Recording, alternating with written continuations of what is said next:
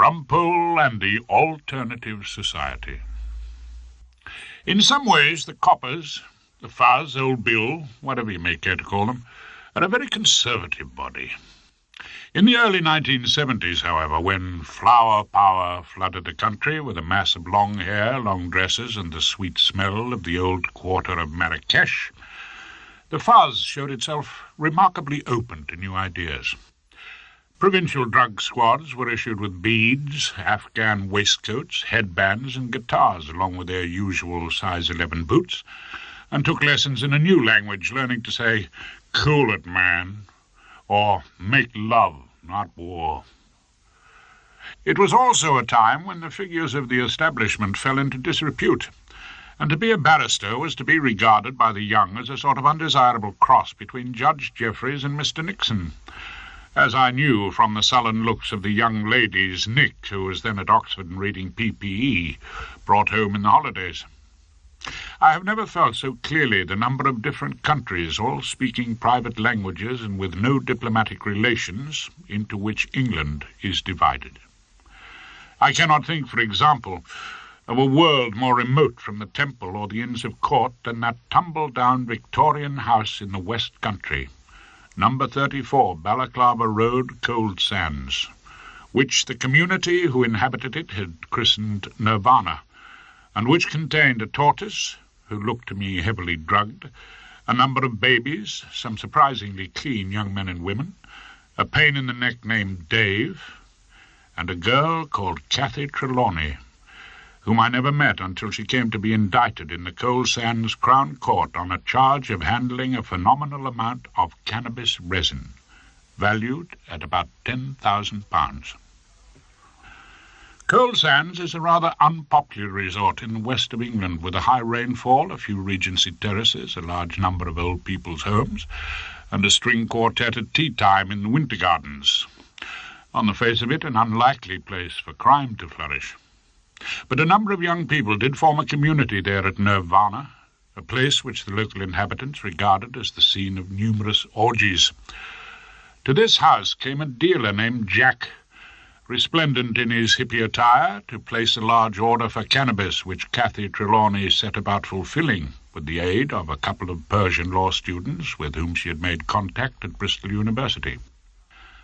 Very soon after the deal was done, and a large quantity of money handed over, Jack the hippie was revealed as Detective Sergeant Jack Smedley of the local force. The strong arm of the law descended on Nirvana. The Persian law students decamped to an unknown address in Morocco, and Rumpole, who had had a few notable successes with dangerous drugs, was dug out of Old Bailey and placed upon the 12:15 from Paddington to Coal Sands, enjoying the rare luxury of a quiet corner seat in a first-class luncheon car by courtesy of the Legal Aid Fund of Great Britain. I could afford the first-class luncheon, as I was staying in a little pub on the coast not 5 miles from Coal Sands, kept by my old mates and companions in arms, if my 3 years in the RAF ground staff can be dignified by so military a title, ex-pilot officer Three Fingers Doherty and his wife, Bobby, ex-WAF, unchallenged beauty queen of the station at Dungeness, who was well known to look like Betty Grable from behind and Phyllis Dixie from the front. I've spoken of Bobby already in these reminiscences, and I'm not ashamed to say that although I was already married to Hilda when we met, she captured my heart and continued to hold it fast long after the handsome pilot officer captured hers. I was therefore keenly looking forward to renewing my acquaintance. We had had a desultory correspondence, but we hadn't met for many years. So I was, as you can imagine, in a good mood as we rattled past Reading, and cows began to be visible, standing in fields, chewing the cud, as though there were no law courts or judges in the world. You very rarely see a cow down the Bailey, which is one of the reasons I enjoy an occasional case on circuit. At Coal Sands Station, a middle-aged man in a neat suit and rimless glasses was there to meet me. He spoke with a distinct and reassuring West Country accent. Mr. Horace Rumpole, I'm friendly." "Thank God someone is," I said. "I was warned you like your little joke, Mr. Rumpole, by our London agents. They recommended you as a learned counsellor who has had some success with drugs. Oh, I've had considerable success with drugs, and a bit of luck with murder, rape, and other offences against the person. I'm afraid we don't do much crime at Friendly, Sanderson and Friendly. We're mainly conveyancing. Mr. Friendly looked deeply apologetic. We were outside the station now, and a battered taxi rattled into view. You'll want to see the client? Friendly sounded resigned. She might expect it. You're going to know Varna? Eventually, aren't we all? No, Friendly, I shall steer clear of the Lotus Eaters of number 34 Balaclava Road. Bring the client for a con at my hotel after dinner. 9 o'clock suits you. You'll be at the George. No, I'm staying with old mates from my days in the RAF. They run a stately pleasure dome known as the Crooked Billet. The little pub place out on the bay. I noticed Friendly smiled when he spoke of the Doherty's delight. The taxi had stopped now, and I was wrestling with the door. Out on the bay indeed, with no sound but the sea sighing and the muted love call of the lobster. Know what I say, Friendly? When you get a bit of decent crime at the seaside, relax and enjoy it. Friendly was staring after me, understandably bewildered as I drove away. The taxi took me out to the Crooked Billet and back about 25 years. The pub was on the top of some cliffs above a sandy beach and a leaden sea. From the outside it seemed an ordinary enough building, off-white, battered, with a neglected patch of garden. But inside it was almost a museum of the great days of World War II. Behind the bar were Sam's trophies, a Nazi helmet, a plaster bust of Churchill, a model Spitfire, framed photographs of ex-pilot officer Doherty in his flying jacket, standing by his beloved Lancaster, and a signed portrait of Vera Lynn. Someone was clanking bottles behind the bar, but I could see no more than a comfortable bottom in old blue slacks. I put out a red alert. Calling all aircrew, parade immediately. At which Bobby Doherty turned, straightened up, and smiled. Age had added to the generosity of her curves. Her blonde hair looked more metallic than of old. The lines of laughter round her mouth and eyes had settled into permanent scars. She looked, as always, irrepressibly cheerful, as if middle age, like the war, was a sort of joke and there to be enjoyed. "Rumpole, you old devil!" "You look beautiful," I said, as I had often done in the past, and meant it just as much. "Liar," she smiled. "Drop of rum?" I didn't see why not, and perched myself on a bar stool while she milked the rum bottle. Soon Rumpole was in reminiscent mood. Takes me right back to the Naffy hop. New Year's Eve, 1943. Sam was out bombing something, and I had you entirely to myself for a couple of hours of the bumps of Daisy. How is old Sam? Bloody doctor. For the first time, Bobby looked less than contented. Doctor? Dr. Mackay. Came here with a face like an undertaker. "Mrs. Doherty, your husband's got to get out of the licensing trade, or I'll not give him more than another year. Get him into a small bungalow and onto soft drinks." She smiled ruefully. Can you imagine Sam in a bungalow? Or on soft drinks? The mind boggles. "He'll find lime juice and soda has a pleasant little kick to it." That's what the doctor told me. I told him Sam's not scared. Sam used to go out every night to kill himself. He misses the war dreadfully. I expect he does. Saturday night in the Crooked Billet and a bloody good piss-up. That's the nearest he gets to the old days in the RAF. You want to be careful he doesn't rush out and bomb Torquay, I warned her. Was delighted to see her laugh. The point is, should I tell him? Well, won't your Dr. Mackay tell him? You know how Sam is. He won't see hide nor hair of the doctor. So what should I do? Well, why ask me? Well, you're the bloody lawyer, darling. You're meant to know everything. At which point I was aware that behind us a man had come into the bar. I turned and saw him scowling at us. He was wearing a blazer, an RAF scarf in an open shirt, and scuffed suede shoes. I saw a good-looking face, grey hair and a grey moustache, all gone slightly to seed. It was none other than ex-pilot officer Sam Three Fingers Doherty. "We're not open yet." He seemed to have not yet completely awakened from a deep afternoon kip as he advanced on us, blinking at the lights round the bar. "Sam, can't you see who it is?" Bobby said, and her husband, who had at last identified the invasion, roared at me. "My God, it's old grounded Rumpole! Rumpole of the ops room!" He moved rapidly to behind the bar and treated himself to a large teacher's, which he downed quickly. "What the hell brings you to this neck of the woods?" "He wrote us a letter." "Never read letters." "What brings me?" I said. "A lady, you might say a damsel in bloody great distress." "You're not still after Bobby, are you?" Sam was only pretending to be suspicious. "Of course, till the day I die. But your wife's not in distress exactly." "Aren't I?"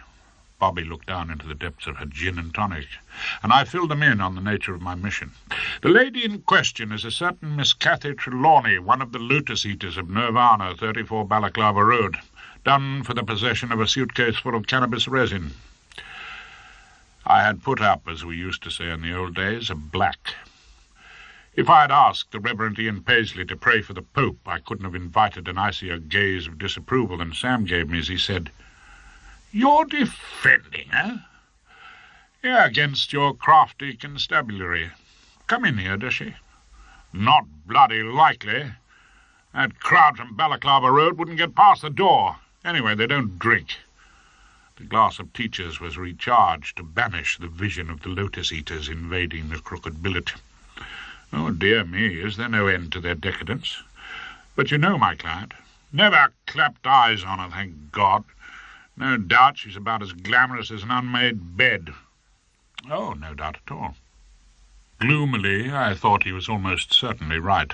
Something peering through glasses, I thought, out of a mop of unwashed hair. "How can you defend that creature?" "Oh, easy. Prop myself to my feet in court and do my best." "But you know damn well she's guilty."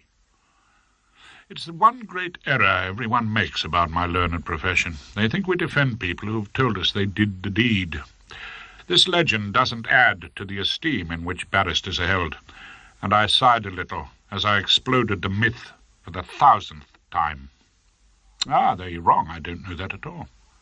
"Ah, pull the other one." "I don't know. And if she ever admitted it to me, I'd have to make her surrender and plead guilty.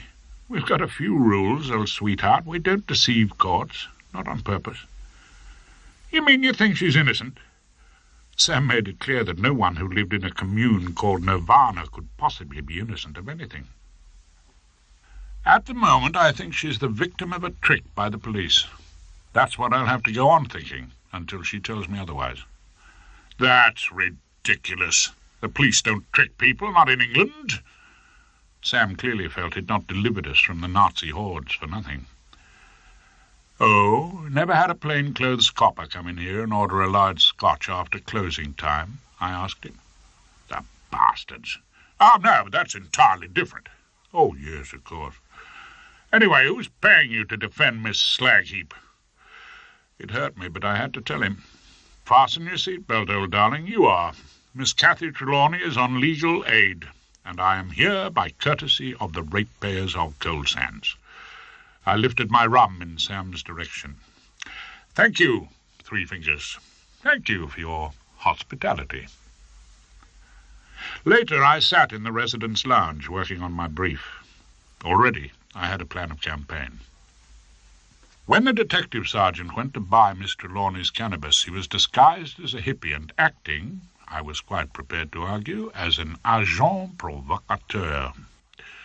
If I could establish that my client would never have committed any sort of crime unless the police had invited her to, I might, given a fair wind and a sympathetic judge, have the whole of the police evidence excluded, which would lead to the collapse of the prosecution, a Zen service of Thanksgiving at Nirvana, and Rumpole triumphant.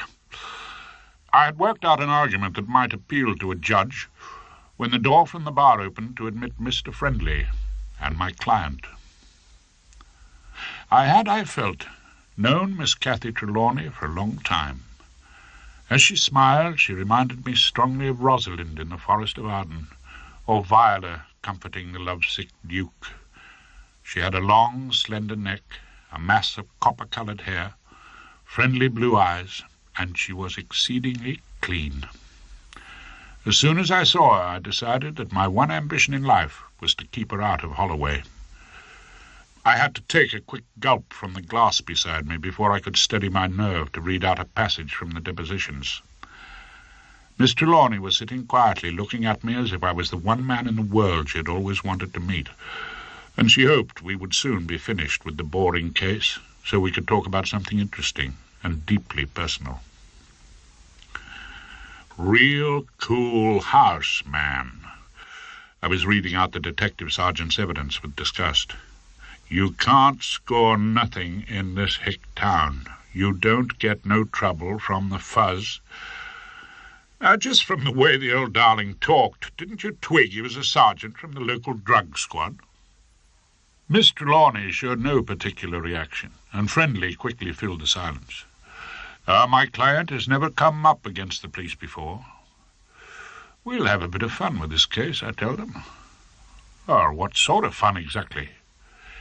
In the absence of the jury, we will ask the judge to rule the whole of Detective Sergeant Jack Smedley, alias Jack the Hippie's evidence, inadmissible, on the sole ground that it constituted a trick, that it is the testimony of an agent provocateur, a nasty foreign expression for a nasty foreign thing.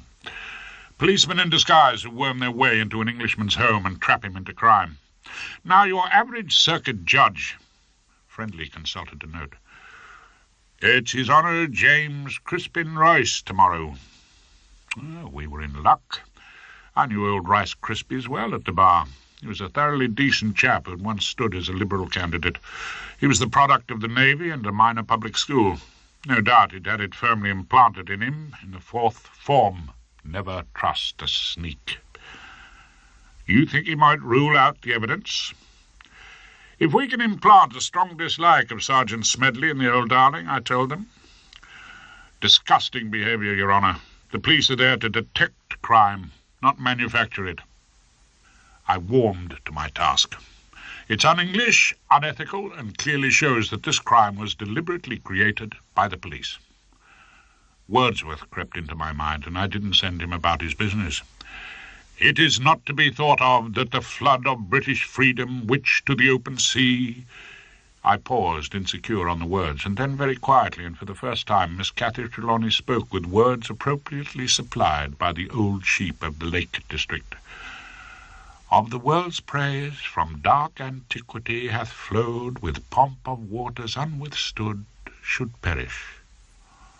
You know it, I asked her, surprised. Wordsworth, a little. I thought no one did nowadays. Whenever I come out with him in the bar mess, they look amazed. It's unusual for a client to know Wordsworth. I teach kids English. Oh, yes, of course you do. I'd learned from the brief that all the inhabitants of Nirvana were in work. There's one thing I wanted to ask you. Now she'd broken the ice, there seemed to be no holding her. What do you want me to say exactly? Say nothing. Rely on me, with a little help from Wordsworth. Later I walked my client to the bus shelter. It was a still, rather warm September night. The sea murmured perpetually, and the moonlight lit up the headland and whitened the strip of beach. There were only very few words for it, and I recited them to Cathy as we moved away from the cars starting up round the crooked billet. It is a beauteous evening, calm and free. The holy time is quiet as a nun, breathless with adoration. We read poetry at the house, Cathy told me. It's a good way to end the day. Someone reads a poem, anything. And then she shivered on that warm night and said, They won't lock me up, will they? I told you, we'll knock out the evidence. Put your trust in Rumpole. I tried to sound as cheerful as possible, but she stood still, trembling slightly, her hand on my arm. My brother Pete's locked up in Turkey. 12 years. He was always such a scared kid. He couldn't sleep with the door shut. Neither of us could. What on earth did your brother do in Turkey? Drugs, she said. And I wondered what sort of an idiot her brother must be. Then she asked me, "Will it be over soon?" "It'll be over." There were lights coming up the hill to take her away from me. "That's my bus. Why don't you come and see me in Nirvana?" Then the most strange thing happened. She leant forward and kissed me quite carefully on the cheek. Then she was gone, and I was saying to myself, Nirvana, why ever not? I walked back to the crooked billet in a state of ridiculous happiness. Flower power that year was exceedingly potent. When I got down to the Shire Hall and into the wig and gown the next morning, I had my first view of the inhabitants of Nirvana, the Lotus Eaters of 34 Balaclava Road. They were out in force. Clean jeans, Mexican-looking shawls, the statutory baby. One tall coloured boy, whom I later discovered to be called Oswald, was carrying a small flute.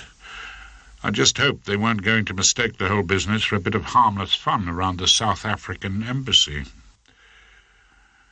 "Morning! You must be Rumpole. Welcome to the Western Circuit."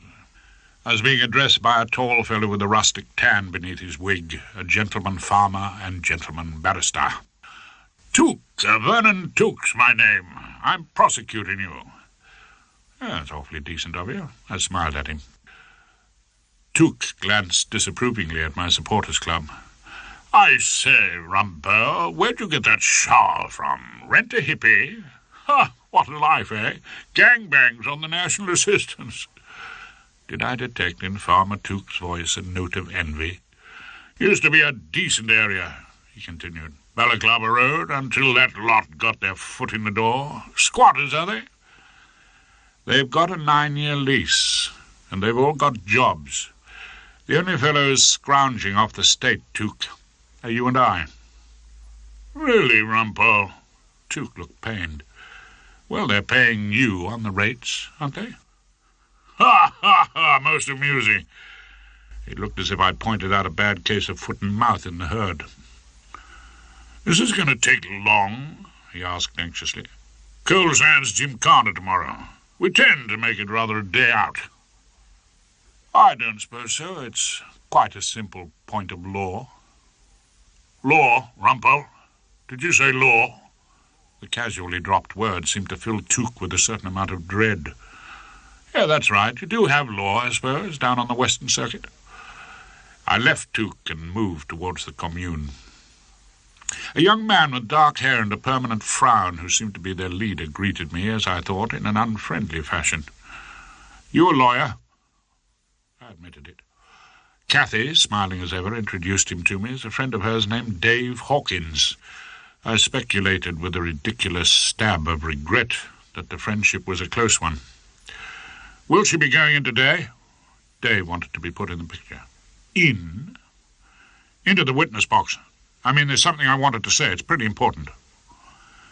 I was accustomed to being the sole person in charge of my cases. I put Dave right, patiently. Dave, may I call you Mr. Hawkins? If I were a doctor taking out your appendix, old darling, you wouldn't want Cathy, would you, telling me where to put the knife?" At this point, the usher came out of court and called, "Catherine Trelawney, you'd better answer your bail." As I said this, Cathy gave a little shiver and asked me, "Will they lock me up now?" "Course not. Trust me."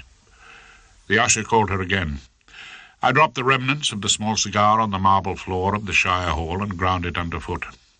The lance was in the rest. Sir Galahad Rumpole was about to do battle for the damsel in distress. Or words to that effect. Halfway through the afternoon, things were going pretty well. Rice Krispies, doing his job in a very decent fashion, was decidedly interested in the point of agent provocateur. Cathy was smiling in the dock, the commune were gripped by the spectacle, and outside the courtroom the baby, unaware of the solemnity of the occasion, was yelling lustily. In the witness box, Detective Sergeant Jack Smedley was looking extremely square, clean-shaven, and in his natty Old Bill uniform. "I see, Detective Sergeant," I had the pleasure to put to him, "that you are no longer wearing your beads." "Beads? What beads are those?" The judge was puzzled. I was wearing beads, Your Honour, on the occasion of my visits to 34 Balaclava Road. Beads? With the uniform? His Honour couldn't believe his ears. No one had sported beads in the Navy. Not with the uniform, I pursued my advantage. With the embroidered jeans and the waistcoat of Afghan goat and the purple silk drapery knotted round the neck. I was in plain clothes, Your Honour. Plain clothes, Sergeant? You were in fancy dress. I rode over a titter from the commune. Now, perhaps you'll tell the court. Well, what's happened to your gaucho moustache? I shaved it off. Why? In view of certain comments, Your Honour, passed in the station. It wasn't a gaucho, more a viva zapata, actually. A viva what was that, Mr. Rumpole? The judge seemed to feel the world slipping away from him. The officer was affecting the moustache, Your Honour, of a well-known South American revolutionary. This news worried the old darling on the bench deeply. A South American? Can you tell me, officer, what was the purpose of this elaborate disguise? The witness paused. I filled the gap with my humble submission. May I suggest an answer, Sergeant? You took it into your head to pose as a drug dealer in order to trap this quite innocent young woman into taking part in a filthy trade she wouldn't otherwise have dreamt of. Well, yes, but... what did he say? Rice Krispies pounced on the grudging admission. Your Honour, the witness tried to start again. Shorthand writer, just read me that answer.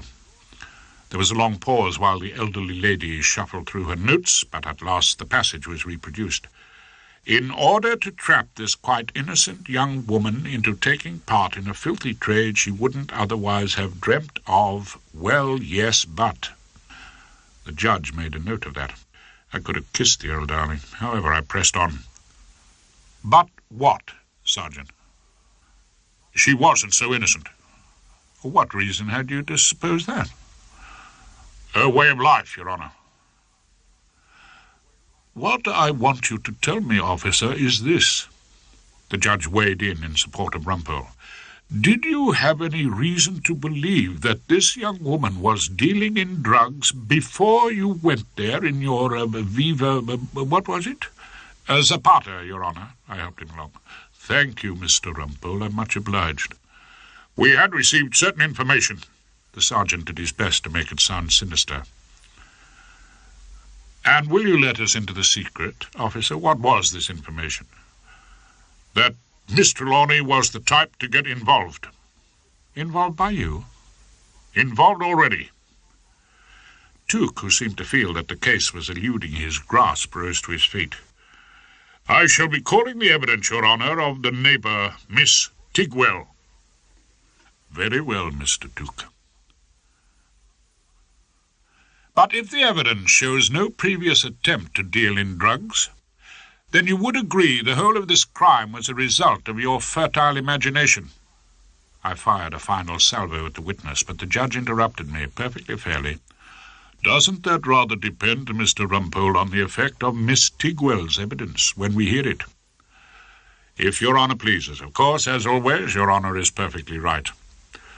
I rewarded that upright fellow, Rice Krispies, with a low bow and sat down in a mood of quiet self-congratulation. I hadn't been sitting long before the man Dave was at my side, whispering furiously. Is that all you're going to ask? You want to have a go? I whispered back. Do borrow the wig, old darling.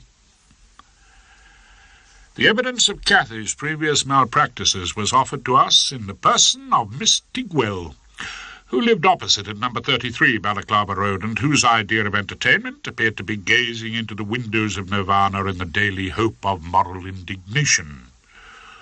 I could tell exactly what they were. What were they, Miss Tigwell? Perverted, all living higgledy-piggledy, men and women black and white. Did your supervision include the bedrooms? Well, no, but they all sat together in the front room. Sat together? What did they talk about? I couldn't hear that. They were a community, that's what it comes to. They might well have been Trappist monks, for all you knew.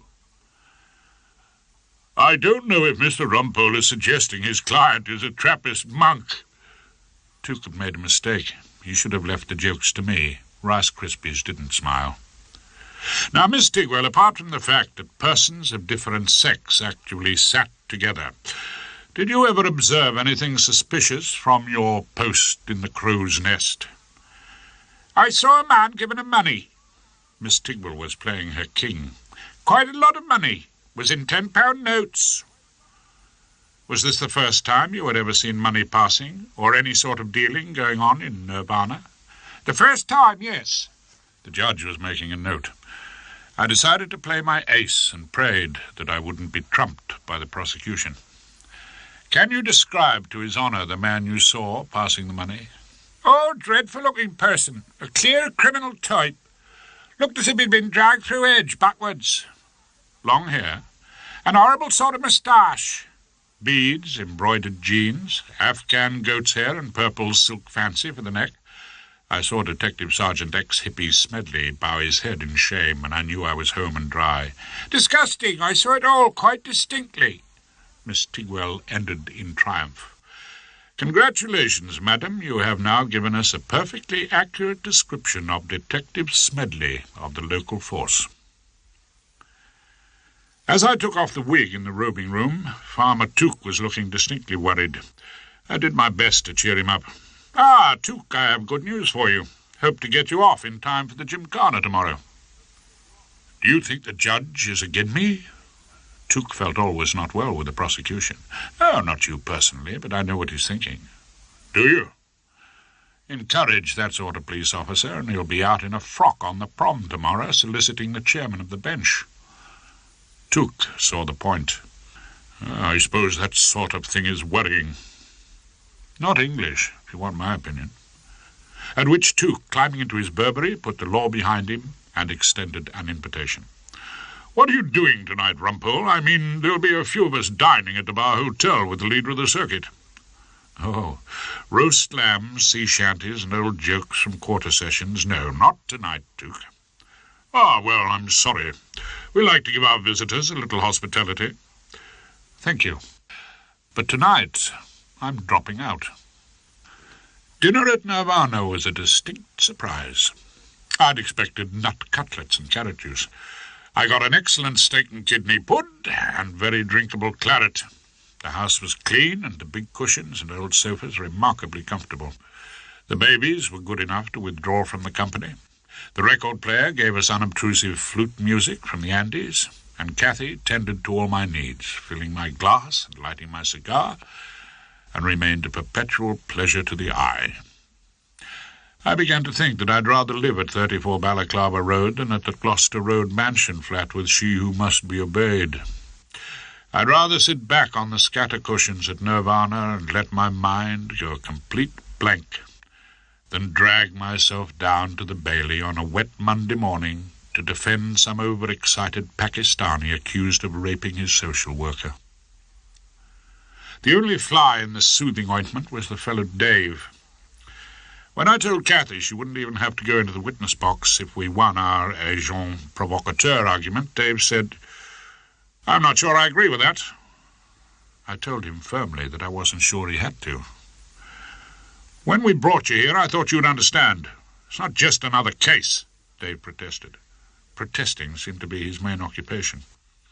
"Every case is just another case," I told him. "To you, all right. To us, it's a chance to say what we have to. Can't we put the law straight on the drug scene? Now's our only chance to get through to them." I decided to instruct him on the facts of life. "You know where the law is now? Down in the George Hotel, drinking the circuit port and singing 'What Shall We Do with the Drunken Sailor?'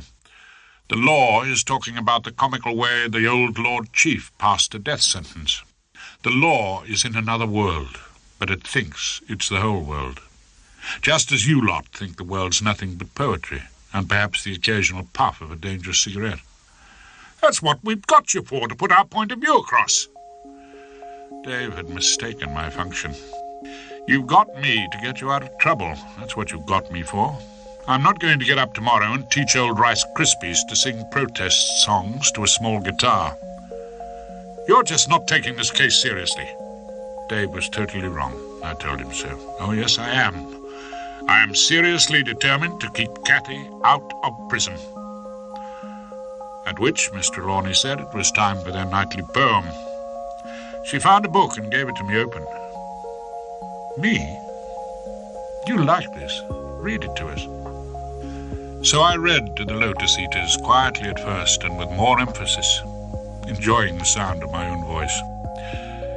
It is a beauteous evening, calm and free. The holy time is quiet as a nun, breathless with adoration. The broad sun is sinking down in its tranquility. They were all listening as though they actually enjoyed it, except for Dave, who was whispering to Cathy. Dear child, dear girl, that walkest with me here, if thou appear untouched by solemn thought. Cathy was shushing Dave, making him listen to the old sheep. I looked at her as I read the last lines. Thy nature is not therefore less divine. Thou liest in Abram's bosom all the year, and worshipst at the temple's inner shrine, God being with thee when we know it not. I slammed the book shut. I needed to sleep before court in the morning. The officer was only doing his duty, active, Your Honor, in the pursuit of crime. Tuke was making his final speech on the point of evidence to an unenthusiastic audience. Or in the manufacture of a crime. That's what troubles me. The judge was really troubled, bless him. He went on.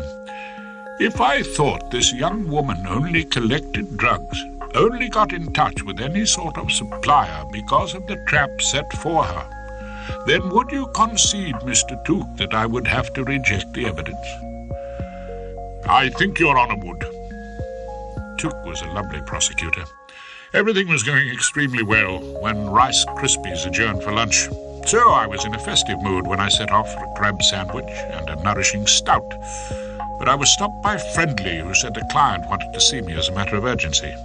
He led me into a small room decorated with old framed leases and 18th century maps of gold sands.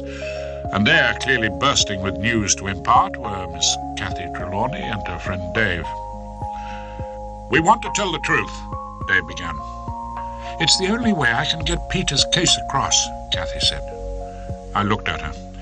This isn't Turkey, you know, and it's not Peter's case or anyone else's, it's yours. Cathy wants you to know why she did it. She was about to speak, and I said firmly to her, the conference is over. Go and get a bite of lunch. Come on, Friendly. I moved to the door. She wants everyone to know. How else can we get Pete's case into the papers? Dave, like an idiot, had moved between me and the door. I had no way of escaping the fusillade of truth, which Cathy then let fly. I got the stuff last year after Peter got busted in Istanbul. I was going to sell it anywhere. It was going to cost £10,000 to get him out in lawyer's fees, and she looked at me almost accusingly. Bribes. He got 12 years. We've got to get people to care about Peter. So, it was quite clear she was telling me that she hadn't committed her crime as the result of a request from an agent provocateur. She had the stuff before Detective Sergeant Smedley of the West Country Drug Squad first came to Nirvana.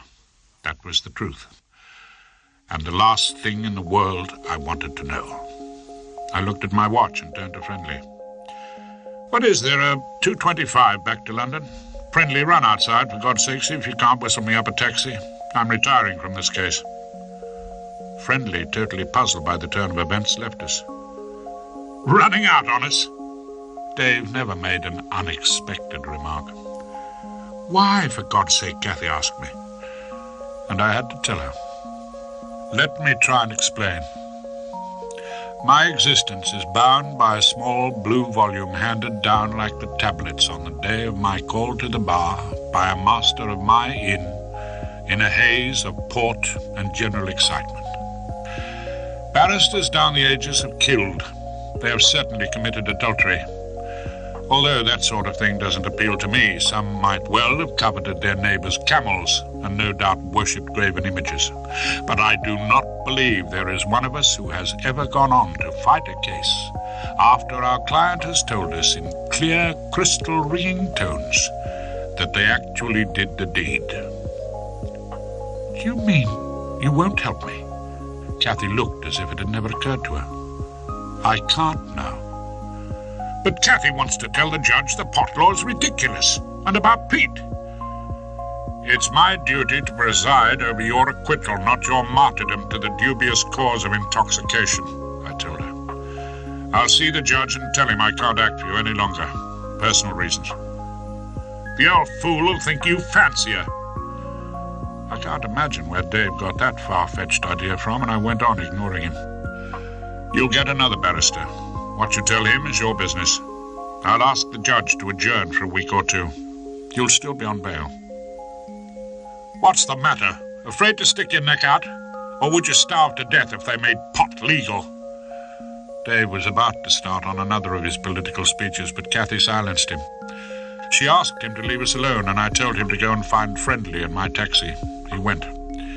He had smashed my defense, and I was alone with Kathy, looking at the pieces. I thought we got along together. Kathy was smiling again. I couldn't help admiring her courage.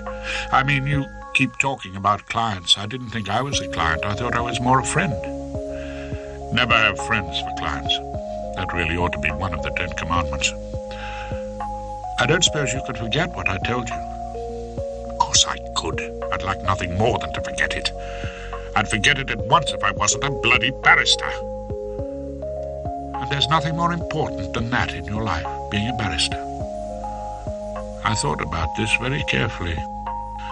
Unfortunately, there was only one answer. No.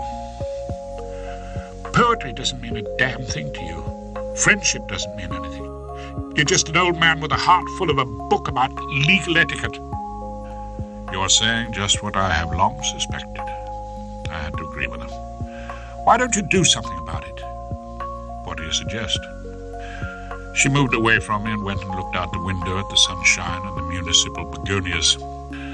At last she said, I might leave Coal Sands and come up to London, do a language course. Have a bit of a rest from homemade muesli and debates about the geezer. Get a flat in London. I could come and have lunch with you sometimes when you're in the Old Bailey. Every man has his price. Is that mine, a lunch down the Old Bailey? Not enough? More than enough, probably much more. Something to think about in the long, cold nights with she who must be obeyed. She suddenly turned on me.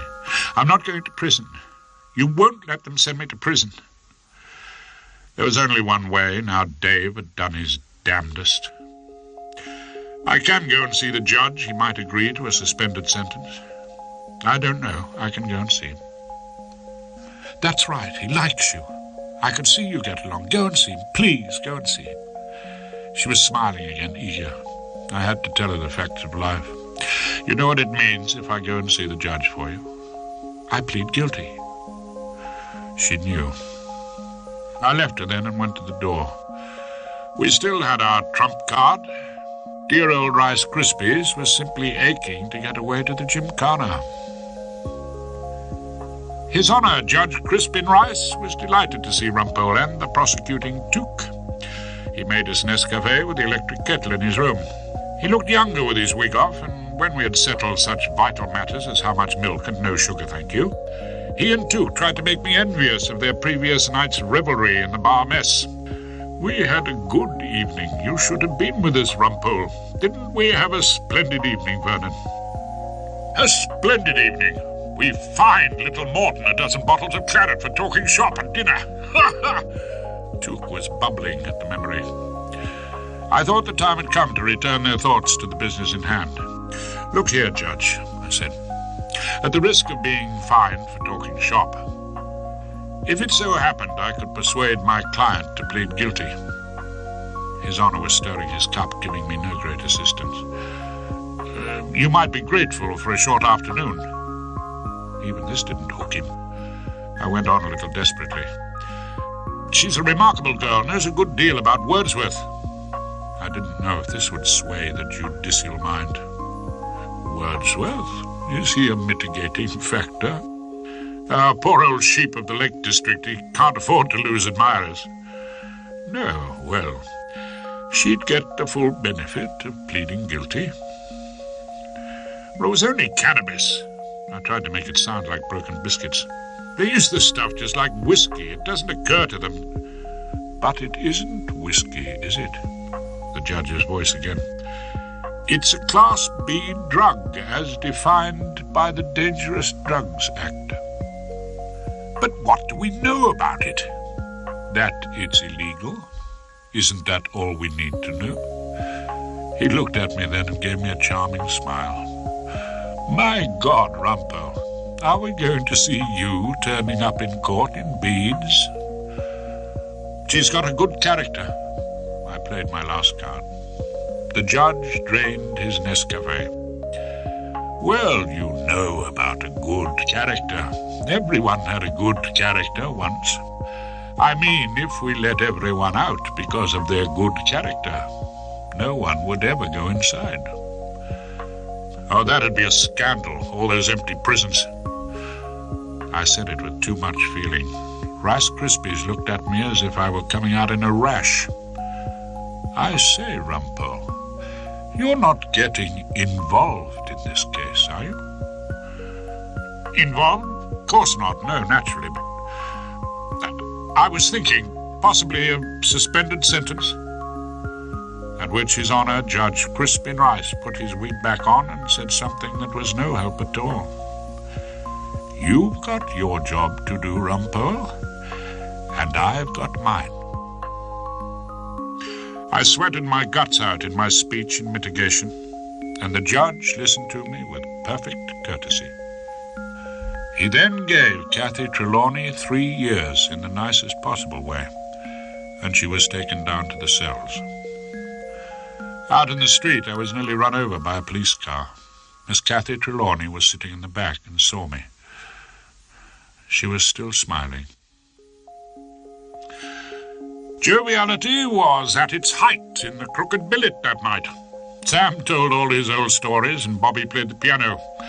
I stood beside her, my glass of rum on the piano top, and in a pause, she looked across at her husband. Look at Sam, she said. He's happy as a tick. What's he want with a slow death on lime juice in a bungalow? I've made up my mind. I'm not going to tell him. Are you in favor of that, Rumpole? People not telling people things. People not scattering information like bombs. Oh, yes, I do it. I'm all in favor of that. And she played Roll Out the Barrel. We all joined in, our voices floating out over the sea, until Sam called, "Time, please." I never saw the people from Nirvana again.